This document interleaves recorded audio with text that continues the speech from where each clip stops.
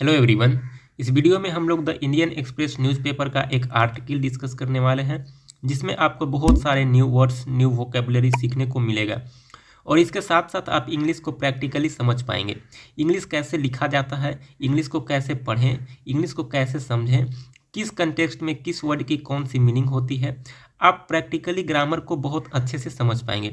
Overall हम यह कह सकते हैं कि इंग्लिश सीखने का जो सबसे बेहतरीन तरीका होता है वो न्यूज़पेपर के थ्रू इंग्लिश सीखना होता है, क्योंकि न्यूज़पेपर में हर तरह से ग्रामर का यूज होता है, हर प्रकार के वर्ड्स यूज होते हैं और कंटेक्स्ट वाइज वर्ड का यूज होता है। इसलिए हम कहते हैं न्यूज़पेपर के थ्रू ही इंग्लिश सीखना स्टार्ट करें। चलिए दोस्तों, शुरू करते हैं आज का न्यूज़पेपर एनालिसिस। और न्यूज़पेपर का हेडलाइन है make in India not isolationist no और meant only for country. Rajnath कहता है कि जो मेक इन इंडिया है, जो प्रधानमंत्री के द्वारा 2014 सितंबर में लाया गया एक इनिशिएटिव था, उसको इसके बारे में कहा जा रहा है कि नॉट आइसोलेशनिस्ट। कहता है कि वो आइसोलेट मतलब आपको पता हो, चूँकि कोरोना में ये वर्ड बहुत चर्चा में रहा था। आइसोलेट मतलब होता है अलग करना, ठीक है, तो उसी से बना है आइसोलेशनिस्ट। तो इसका मतलब होता है अलगाववादी, यानी कि जो अलग है, ठीक है। तो कहता है कि मेक इन इंडिया जो है वो अलग नहीं है, और या मिंट ओनली फॉर कंट्री। कहता है कि इसका मतलब सिर्फ देश के लिए नहीं है, यह सिर्फ देश के लिए नहीं है। राजनाथ कहता है कि जो हमारे डिफेंस मिनिस्टर राजनाथ सिंह हैं उन्होंने ऐसा कहा है, और ये बातें उन्होंने किस कंटेक्स्ट में कहा है ये जब हम पूरे आर्टिकल को डिटेल में पढ़ेंगे उसके बाद पता चलेगा। चूँकि आर्टिकल के हेडलाइन में बहुत ज़्यादा, न्यूज़पेपर के हेडलाइन में बहुत ज़्यादा चीज़ें डिटेल में नहीं लिखी जाती है, सो हमको पता नहीं चलता है, पढ़ने के बाद ही हमको पता चलेगा, ठीक है। और बहुत से लोग टेलीग्राम चैनल को नहीं ज्वाइन किए हैं, तो गायकवाड इंग्लिश ट्रेनिंग सेंटर के नाम से आपके लिए एक डेडिकेटेड टेलीग्राम चैनल बनाया गया है, जिसमें मैं आपको डेली न्यूज़ का जो PDF होता है वो मैं प्रोवाइड कराता हूं, ताकि आप घर पे भी रीडिंग कर सके और अपना जो रीडिंग स्किल है, न्यूज़पेपर रीडिंग स्किल है, उसको इम्प्रूव कर सके। और मैं लिंक, इसका जो टेलीग्राम का लिंक है वो मैं डिस्क्रिप्शन में दे दूंगा और कमेंट बॉक्स में भी पिन कर दूंगा। अगर वहां से लिंक नहीं खुलता है, बहुत लोग कमेंट करते हैं कि लिंक नहीं खुलता है, तो अगर नहीं खुल रहा है तो आप जाइए टेलीग्राम पे, वहां पे सर्च करिए Gaikwad English training centre. Gaikwad का जी कैपिटल होना चाहिए, इंग्लिश का ई कैपिटल होना चाहिए, ट्रेनिंग का टी कैपिटल होना चाहिए और सेंटर का सी कैपिटल होना चाहिए, ठीक है।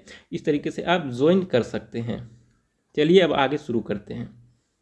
इंडियाज एफर्ट्स कहता है कि भारत का प्रयास, एफर्ट्स मतलब होता है प्रयास, ठीक है। टूवर्ड्स मतलब होता है के दिशा में या फिर की ओर। तो कहता है कि जो इंडिया का जो एफर्ट्स है टूवर्ड्स मेक इन इंडिया, यानी मेक इन इंडिया के डायरेक्शन में, आर नीदर आइसोलेशनिस्ट। कहता है कि ना तो आइसोलेशनिस्ट है, आइसोलेशनिस्ट कहने का मतलब है कि अलगाववादी, ठीक है। तो ना तो अलगाववादी है, और नोर ना ही are they meant for India alone. कहते हैं कि ना ही इसका मतलब सिर्फ देश के लिए है, ना ही यह सिर्फ देश के लिए है।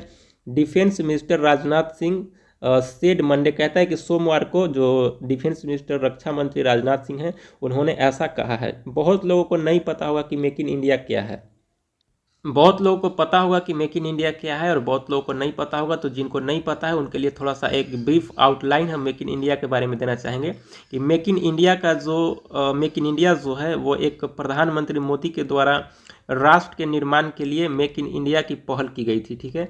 इसे सितंबर 2014 में लॉन्च किया गया था मेक इन इंडिया को, भारत को ग्लोबली डिज़ाइन करने के लिए, मैन्युफैक्चरिंग के रूप में स्थापित करने के लिए। यानी कि भारत में मेन उद्देश्य था इसका कि जो भारत में ज़्यादा से ज़्यादा स्टार्टअप आए, ज़्यादा से ज़्यादा स्टार्टअप हो, मैन्युफैक्चरिंग यूनिट लगे भारत में। और इसका मेन उद्देश्य जो था कि जो फॉरेनर हैं, जो भी विदेशी लोग हैं, जो भी फॉरेनर इन्वेस्टर हैं, वो भारत में आके निवेश करें और यहाँ भारत में अपना यूनिट स्थापित करें, वहाँ यूनिट सेटअप करें, जिससे भारत में एम्प्लॉयमेंट बढ़ेगा। क्योंकि अगर कोई भी कंपनी भारत में आती है तो वहाँ पे उसको रोजगार, उसको लेबर की आवश्यकता होगी, अपने एम्प्लॉय की आवश्यकता होगी, तो उससे एम्प्लॉयमेंट भी बढ़ेगा। और एम्प्लॉयमेंट बढ़ने के साथ साथ उससे जो कंपनी है उसमें प्रोडक्ट भी बनेंगे, तो प्रोडक्ट बनेंगे तो उसको फिर एक्सपोर्ट किया जाएगा, उसको फिर बेचा जाएगा, तो उससे बेचने के बाद फिर रेवेन्यू भी कलेक्ट होगा। तो उस रेवेन्यू से हमारा जो इंडिया है वो इकोनॉमिकली भी इंडिपेंडेंट होगा, इकोनॉमिकली भी स्ट्रॉन्गर होगा। तो इसका उद्देश्य यही था कि ज़्यादा से ज़्यादा मतलब भारत में मैन्युफैक्चरिंग यूनिट लगे और भारत में चीज़ों का निर्माण हो, उसके बाद फिर हम एक्सपोर्ट करें, ठीक है। ये थोड़ा सा ब्रीफ आउटलाइन था, जो नहीं पता है, बहुत डिटेल में मैंने नहीं बताया है, थोड़ा सा मैंने बताया है। India does not believe in hierarchical conception of world order कहता है कि इंडिया जो है वो बिलीव नहीं करता है, इंडिया विश्वास नहीं करता है इन अ हेरारिकल कॉन्सेप्शन। कहता है हेरारिकल मतलब क्या होता है, तो हेरारिकल मतलब होता है पदानुक्रमित, के पद के अनुसार जो क्रम में रखा जाता है किसी भी चीज़ को, किसी भी देश को, किसी भी रैंकिंग के आधार पे, ठीक है, कि जिसका जो पद अगर बड़ा होगा तो उसको ऊपर रखा जाएगा, अगर उससे छोटा तो नीचे, तो इस तरीके से क्रम में रखा न जाने का हेरारिकल कहते हैं। कॉन्सेप्शन मतलब होता है अवधारणा। तो कहता है कि India doesn't believe in a hierarchical conception of world order. कहता है कि जो विश्व व्यवस्था है, वर्ल्ड मतलब होता है विश्व और ऑर्डर मतलब व्यवस्था, तो कहता है कि जो विश्व का जो व्यवस्था है कि हिरारिकल कॉन्सेप्शन के थ्रू, यानी कि पदानुक्रमित अवधारणा के तहत देशों को रखना, तो उसमें जो है कि भारत विश्वास नहीं करता है। अब आगे कहता है where a few countries are considered superior to others. जो मैंने कहा वही है कि जहाँ कुछ देशों को माना जाता है, कंसिडर मतलब होता है माना जाता है, सुपीरियर, सुपीरियर मतलब होता है श्रेष्ठ, यानी कि एक दूसरे से बड़ा माना जाता है, ठीक है, टू अदर्स। कहता है कि where a few countries are considered superior to others, जहाँ की एक हिरारिकल कॉन्सेप्शन में ये होता है कि कुछ देशों को बड़ा माना जाता है, कुछ देशों को छोटा माना जाता है। तो कहता है कि हम इस चीज़ में विश्वास नहीं करते हैं कि किसी को बड़ा कहें, किसी को छोटा कहें, उसी को हिरारिकल कॉन्सेप्शन कहा जाता है, ठीक है। अब आगे कहता है ही सेड, उन्होंने ऐसा कहा, ठीक है। फिर कहता है एडिंग डेट। एडिंग डेट मतलब हमने बताया कि आगे उन्होंने और भी कुछ कहा है, उसके लिए आता है एडिंग डेट। तो उन्होंने आगे क्या कहा है, India's international relations are guided by the very essence of sovereign equality and dignity. कहता है कि जो भारत का जो इंटरनेशनल रिलेशन है, अंतर्राष्ट्रीय संबंध है, वो निर्देशित किया जाता है। गाइडेड मतलब होता है निर्देश करना, गाइड मतलब होता है निर्देश देना, ठीक है। तो गाइडेड यानी कि निर्देशित किया जाता है, बाई किसके द्वारा निर्देशित किया जाता है, तो कहता है कि द वेरी इसेंस ऑफ, यानी कि मूल सार के द्वारा, वेरी इसेंस ऑफ यानी कि मूल सार है उसके, जिसके द्वारा गाइड किया जाता है, निर्देशित किया जाता है भारत को। मूल सार कौन से हैं, तो कहता है कि सोवरिन, सोवरिनिटी मतलब होता है संप्रभुता, तो सोवरिन मतलब हो गया आपका संप्रभु, तो संप्रभु से इक्वालिटी यानी कि समानता से, और डिग्निटी यानी कि गरिमा से। तो कहता है कि जो भारत का जो अंतर्राष्ट्रीय रिलेशन है वो ना ही हिरारिकल कॉन्सेप्शन बेस्ड है। कहता है कि हमारा जो इंटरनेशनल रिलेशन है वो गाइड किया जाता है, निर्देशित किया जाता है the very essence of sovereign, कहता है कि संप्रभुता से, समानता से एंड गरिमा से। कहता है कि सोवरिन से, इक्वालिटी से एंड डिग्निटी से जो हमारा इंटरनेशनल रिलेशन है वो निर्देशित किया जाता है, न कि हिरारिकल कॉन्सेप्शन के, जहाँ की किसी को बड़ा माना जा रहा है, किसी को सुपीरियर माना जा रहा है, किसी को इन्फीरियर माना जा रहा है। इस तरीके का हमारा हिरारिकल कॉन्सेप्शन नहीं है, बल्कि हमारा जो है वो सॉवरिन इक्वालिटी एंड डिग्निटी से हमारा जो रिलेशन है वो मापा जाता है, ठीक है। ही वॉज अड्रेसिंग, अड्रेस मतलब होता है संबोधित करना, ठीक है। तो वो संबोधित कर रहे थे the ambassadors round table here. कहता है कि वो जो यहाँ संबोधित कर रहे थे किसे, तो एम्बेसडर, एम्बेसडर मतलब होता है राजदूत। तो राजदूत का जो राउंड टेबल होता है जिस पे राजदूत बैठे होते हैं, बहुत सारे राजदूत एक साथ बैठे होते हैं, उसको बोला जाता है एम्बेसडर्स राउंड टेबल। तो उसको संबोधित करने के दौरान उन्होंने इस प्रकार की बातें कही है। आगे कहता है अहेड, जो आगे आने वाला है, अहेड मतलब होता है जो आगे आने वाला हो, ठीक है। तो ऑफ एरो इंडिया 2023, जो ये एरो इंडिया 2023 है, ये एक प्रोग्राम है, अब इसके बारे में आगे बताया गया है, इसमें क्या होगा। कहता है कि India's primer global aviation trade fair.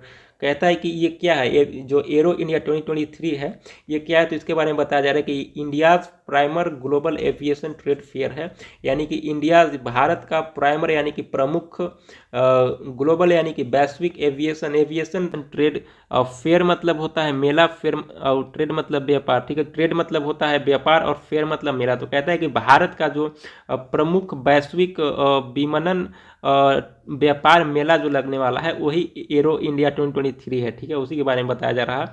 Schedule जो कि निर्धारित किया गया है टू बी हेल्ड होने के लिए इन बेंगलुरु में फ्रॉम फरवरी 13 to 17। कहता है कि 13 to 17 फरवरी से जो बेंगलुरु में India's primer global aviation trade fair जो होने वाला है, उसी को बोला जा रहा है कि आगे आने वाला एरो इंडिया 2023 है, उसी को बोला जा रहा है। अपने एम्बेसडर्स राउंड टेबल को एड्रेस करते हुए उन्होंने ये सब बातें कहा है, ठीक है।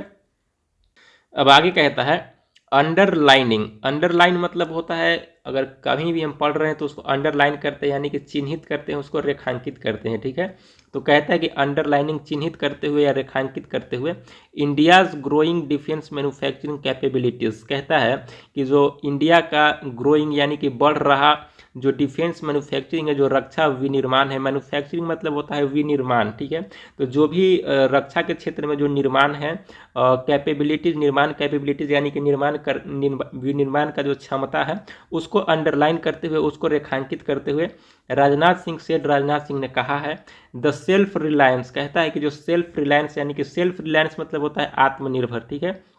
तो कहता है कि आत्मनिर्भर इनिशिएटिव जो पहल है, इनिशिएटिव मतलब होता है पहल, तो रेखांकित करते हुए India's growing defence manufacturing capabilities को राजनाथ सिंह ने कहा कि द सेल्फ रिलायंस जो आत्मनिर्भर पहल है, इनिशिएटिव है, is the beginning of new paradigm of partnership with India's partner countries, कहता है कि ये बिगनिंग है यानी कि शुरुआत है ऑफ न्यू पैराडिम, पैराडिम मतलब होता है एक नया कीर्तिमान, ठीक है। कुछ भी चीज़ स्पेशल करना या कुछ भी एक अपना नाम अलग डायरेक्शन में अपना एक नाम बनाना, अपना कीर्तिमान स्थापित करना, तो वही कहता है कि बिगनिंग यानी शुरुआत है ऑफ अ न्यू पैराडिम, एक नया कीर्तिमान स्थापित करने का, ऑफ पार्टनरशिप, कहता है कि साझेदारी के द्वारा, पार्टनरशिप के through with India's partner country, जो भी भारत के साझेदार दोस्त हैं, जो भी इंडियाज के पार्टनर कंट्रीज हैं, साझेदार देश हैं, उनके साथ partnerships are being made with global defence industries joint, कहता है कि पार्टनरशिप मतलब हो गया आपका साझेदारी, ठीक है।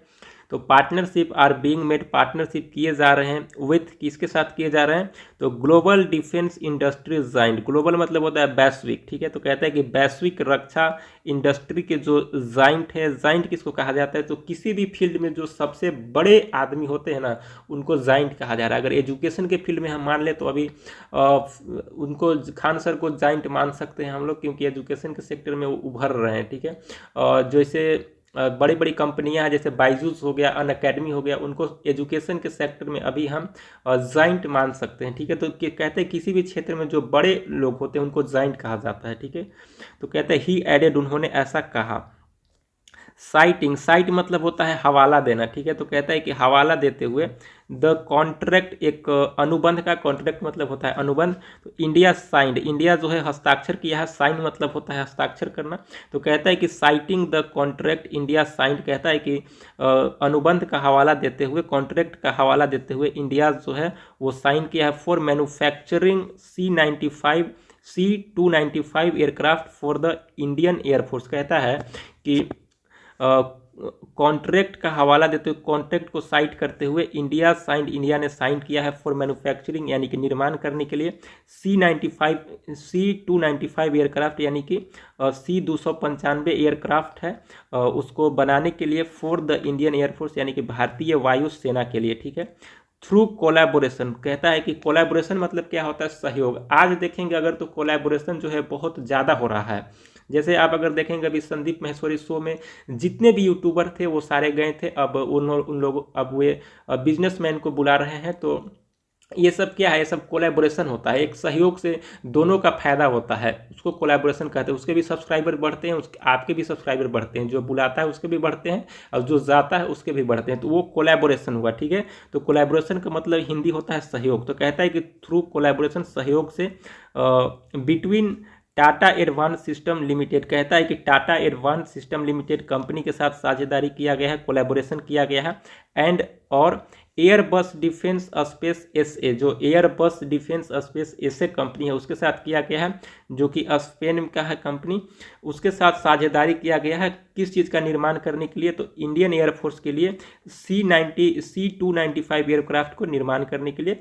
जो जॉइंट हैं इस ग्लोबल डिफेंस इंडस्ट्री का, उनके साथ साझेदारी किया गया है, पार्टनरशिप किया गया है, ठीक है। अब आगे कहता है एम्फेसाइजिंग, इम्फेसिस मतलब होता है आपको जोर देना। तो कहता है कि इम्फेसाइजिंग यानी कि जोर देते हुए, किस बात पे जोर देते हुए, डैट की मेक इन इंडिया, जो मेक इन इंडिया है, इनकम्पासेस, कहता है कि इनकम्पास मतलब होता है उसमें शामिल होना। तो कहता है कि जो मेक इन इंडिया है वो इनकम्पासेस यानी कि शामिल है मेक फॉर द वर्ल्ड, कहता है कि मेक फॉर द वर्ल्ड में ही टोल्ड, उन्होंने कहा द एम्बेसडर्स कहता है कि एम्बेसडर से राजदूतों से उन्होंने कहा डैट कि पार्टनरशिप एंड ज्वाइंट एफर्ट, कहता है कि पार्टनरशिप और joint effort are two keywords that differentiate India's defence partnership with others nation. कहता है कि इम्फेसाइजिंग वे जोर देते हुए that India make in India जो है वो शामिल है मेक फॉर वर्ल्ड में। ही टोल्ड, उन्होंने कहा द एम्बेसडर से डैट की partnership and joint efforts are two keywords. कहता है कि पार्टनरशिप और जॉइंट एफर्ट्स जो हैं वो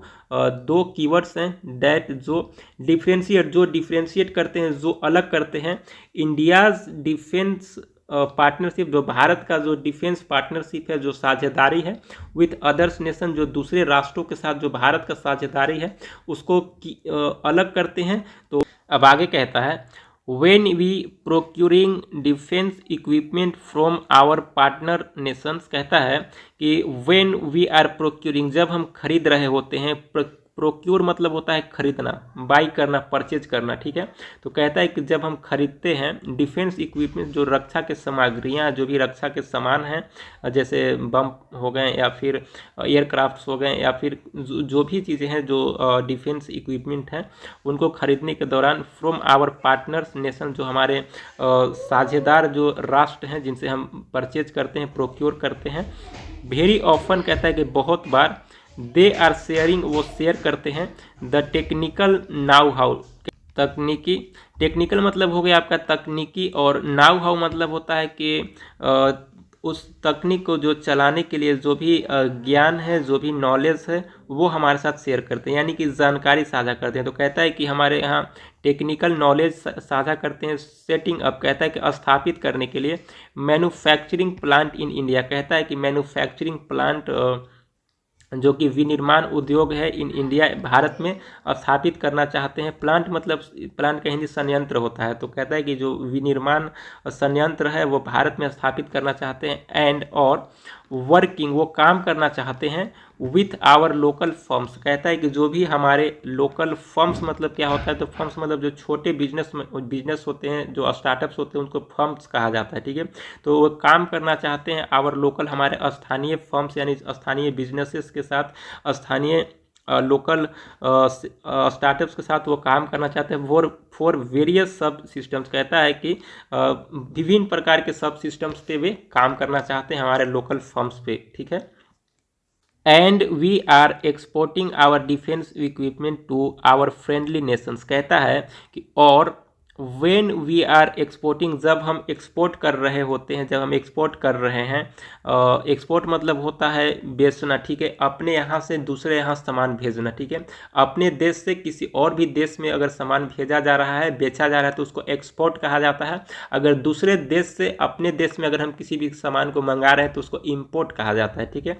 तो कहता है कि वेन वी आर एक्सपोर्टिंग, जब हम एक्सपोर्ट कर रहे हैं आवर डिफेंस इक्विपमेंट, जो भी हमारे रक्षा की सामग्रियां हैं, टू आवर फ्रेंडली नेशन, जो जिस भी हमारे फ्रेंडली नेशन है, जो भी हमारे दोस्ताना देश हैं, उनके साथ हम एक्सपोर्ट कर रहे हैं अपना डिफेंस इक्विपमेंट। वी ऑफर, हम ऑफर देते हैं। ऑफर मतलब होता है कि हम प्रदान करते हैं उनको अपना फुल सपोर्ट, ठीक है। कहता है कि हम अपना फुल सपोर्ट उनको देते हैं टुवर्ड्स द कैपेबिलिटी डेवलपमेंट, कहता है कि उनका जो क्षमता है उसके विकास की ओर हम उनको पूरा जोर देते हैं।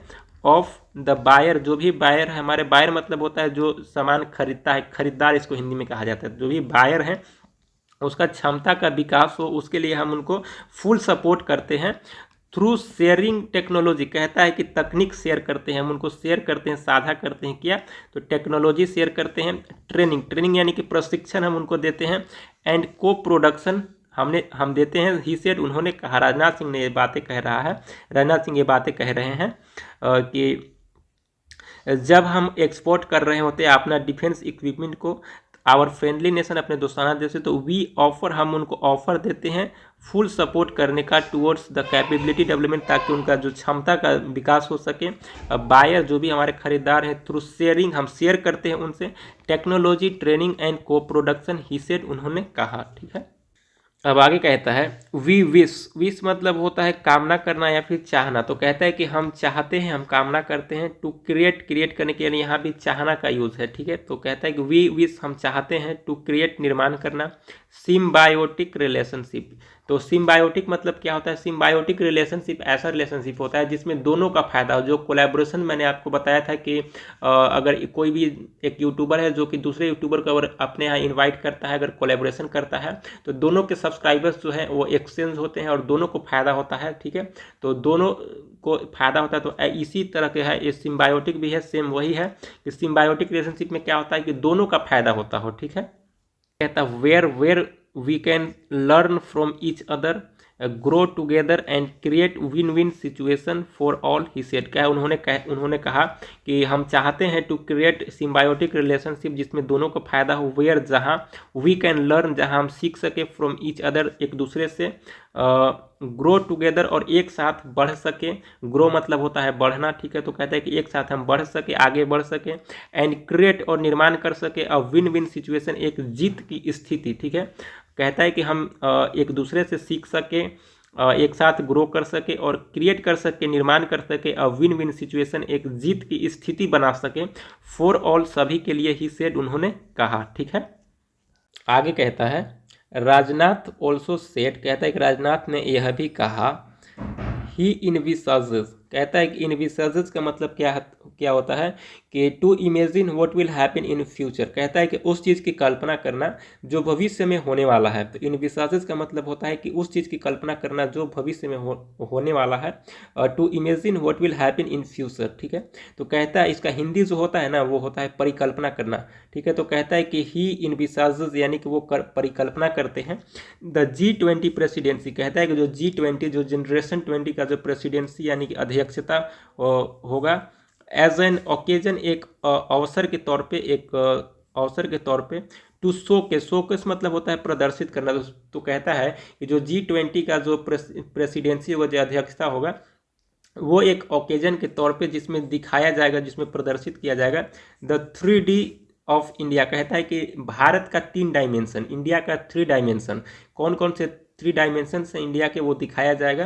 तो कहता है डेवलपमेंट विकास को दिखाया जाएगा, डेमोक्रेसी लोकतंत्र को दिखाया जाएगा, एंड डाइवर्सिटी विविधता को दिखाया जाएगा। ठीक है, तो कहता है कि Rajnath also said he envisages, Rajnath ने यह भी कहा कि वो परिकल्पना करते हैं द G20 प्रेसिडेंसी, जो G20 प्रेसिडेंसी है, as an occasion of showcase, एक ओकेजन के तौर पे जिसमें दिखाया जाएगा, जिसमें प्रदर्शित किया जाएगा द 3Ds ऑफ इंडिया। कहता है कि भारत को 3 डायमेंशनली दिखाया जाएगा, डेवलपमेंट, डेमोक्रेसी एंड डाइवर्सिटी के तौर पे। ठीक है, the defence minister comments come at time when the government is pushing for greater self reliance in the defence sector and a sleeve of policy changes to back that up. कहता है कि the defence minister comments, जो ये जो comments है, ये जो टिप्पणी है जो डिफेंस मिनिस्टर का जो हम लोगों ने अभी देखा, कम वो आता है, at a time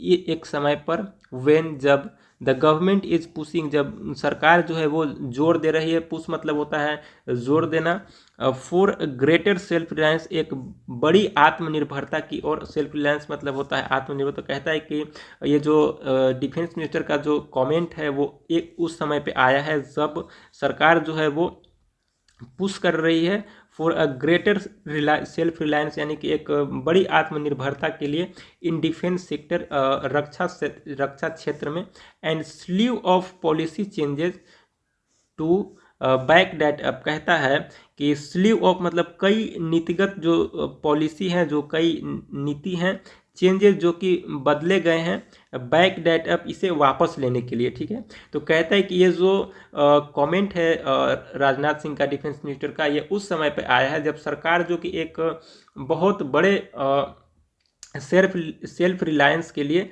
defence sector में जोर दे रही है। जो स्लीव ऑफ पॉलिसी यानी बहुत सारे जो पॉलिसी हैं, चेंजेस जो कि बदले गए हैं, टू बैक दैट अप इसे वापस लेने के लिए। ठीक है, आज के लिए इतना ही, मिलते हैं फिर किसी अन्य वीडियो में। Thank you so much for watching this video. जय हिंद।